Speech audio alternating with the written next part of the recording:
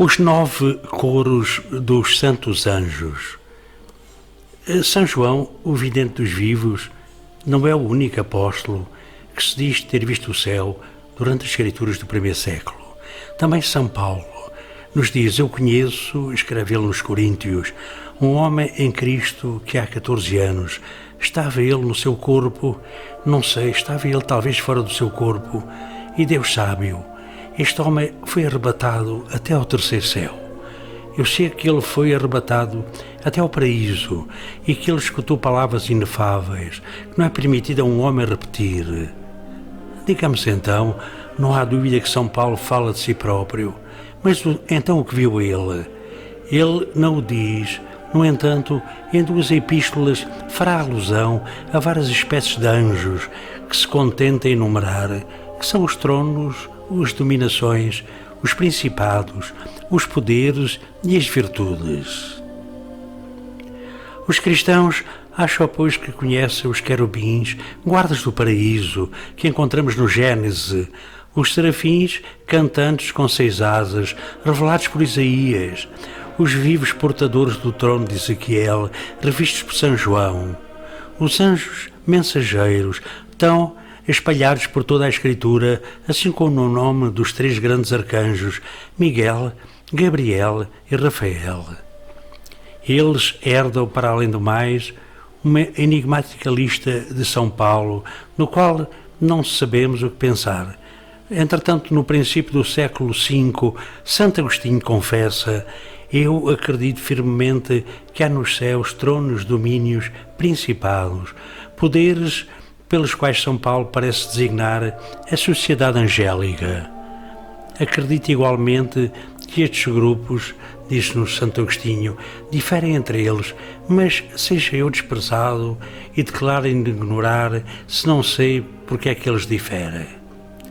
Será preciso, então, esperarmos ainda um século para o saber. No princípio do século VI, com efeito, aparece o livro que vai pôr um termo a todas estas questões.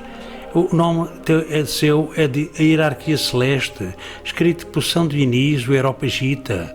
Toda a gente sabe quem era este grande Dionísio, que está nos Atos dos Apóstolos, por ter sido um filósofo ateniense convertido por São Paulo. O apóstolo tinha-lhe contado tudo sobre a sua viagem ao terceiro céu. Então, logo adoptado no Oriente, rapidamente foi tudo ensinado por São Gregório no Ocidente, onde verdadeiramente só é divulgado no século IX, quando é traduzido em latim. A hierarquia de Dionísio Areopagita será definitivamente concreta e apreciada por São Tomás de Aquino. Então, diz ele, os 9 coros dos anjos cristãos, bem ordenados segundo uma tripla hierarquia de 3 esferas entre Deus e os homens. Lá no alto, perto de Deus, a primeira esfera de perfeição é o mundo dos espíritos, compreende os serafins, os querubins e os tronos. Os serafins, saraf, arder, arda de amor por Deus, e segundo São Tomás, purifica os outros e ilumina-nos com um incêndio da sua caridade. Os querubins, efusão da ciência, contemplam a sabedoria de Deus, a beleza e a ordem das coisas. Os tronos servem de assento a Deus, elevados por cima da terra, recebem e levam-no até às hordas inferiores. A segunda esfera da iluminação, o mundo da alma, liga a primeira esfera à terceira. Ela não tem contacto, então, com Deus, nem com os homens. Recebendo uma luz divina, ela anima, então, a horda do mundo, revestindo de beleza. Compreende, então, os domínios, as virtudes, os poderes, os domínios ou senhorios, que são, então, o arrebatamento da liberdade de qualquer servidão, à semelhança com o mestre.